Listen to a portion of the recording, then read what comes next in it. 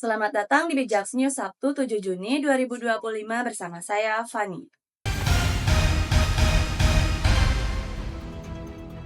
Informasi pertama, lonjakan angka pengangguran dan maraknya pemutusan hubungan kerja atau PHK di berbagai sektor menandakan bahwa kondisi ekonomi Indonesia sedang tidak baik-baik saja. Salah satu yang paling terdampak adalah sektor perhotelan dan restoran, khususnya di wilayah Jakarta dan Jawa Barat. Berdasarkan survei BPD PHRI Jakarta pada April 2025 terhadap 30 pelaku usaha, sebanyak 96,7% responden melaporkan penurunan okupansi pada kuartal pertama. Tekanan datang dari berbagai arah, ungkap Ketua BPD PHRI Jakarta, Sutrisno Iwantono. Ia menyebut lonjakan biaya operasional seperti tarif PDAM yang naik hingga 71%, harga gas naik 20%, dan UMP naik 9% membuat banyak usaha melakukan efisiensi. Sementara itu, Ketua PHRI Jawa Barat Dodi Ahmad Sufyandi menyebut okupansi hotel di wilayahnya hanya sekitar 35%. Ia memperingatkan bahwa jika kondisi tidak membaik hingga pertengahan tahun, potensi PHK bisa mencapai 20 hingga 30%. Mudah-mudahan ada kelonggaran dari pemerintahan pusat agar itu tidak terjadi, ujarnya Selasa 3 Juni. Kondisi ini tercermin pula dari data makroekonomi nasional. Pertumbuhan ekonomi Indonesia pada awal 2025 hanya mencapai 4,87%, jauh dari target. Badan Pusat Statistik juga mencatat deflasi sebesar 0,37% pada Mei akibat lemahnya daya beli masyarakat, baik dari kalangan atas maupun bawah. Jumlah pengangguran meningkat menjadi 7,28 juta orang pada Februari 2025, naik dari 7,2 juta tahun sebelumnya. Direktur Eksekutif Celios Bima Yudhistira menilai kondisi ini mengkhawatirkan. Kalau ini terus terjadi, maka klaim persentase pengangguran rendah itu adalah klaim yang semu, tegasnya. Ia menyoroti tidak seimbangnya antara jumlah angkatan kerja baru dan terbatasnya lapangan kerja yang tersedia. Menanggapi situasi ini, Menteri Keuangan Sri Mulyani mengumumkan 5 paket stimulus ekonomi yang akan digulirkan sepanjang Juni hingga Juli 2025. Program ini mencakup bantuan sosial, subsidi upah,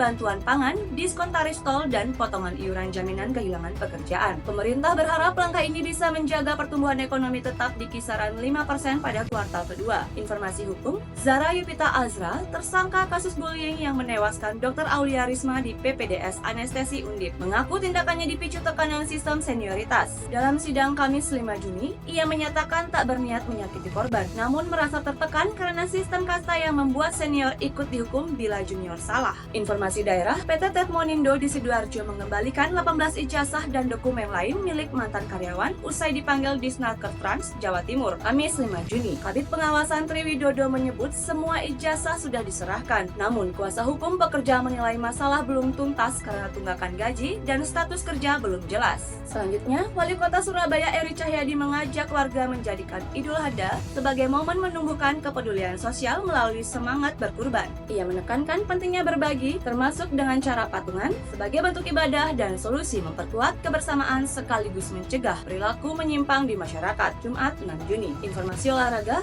Erick Thohir menegaskan futsal tak lagi berdiri sendiri dan kini resmi di bawah PSSI. Langkah ini diambil jelang pengajuan Indonesia sebagai tuan rumah Piala Dunia Futsal 2028 Kamis 5 Juni. Sampai bertemu di informasi bijaks berikutnya.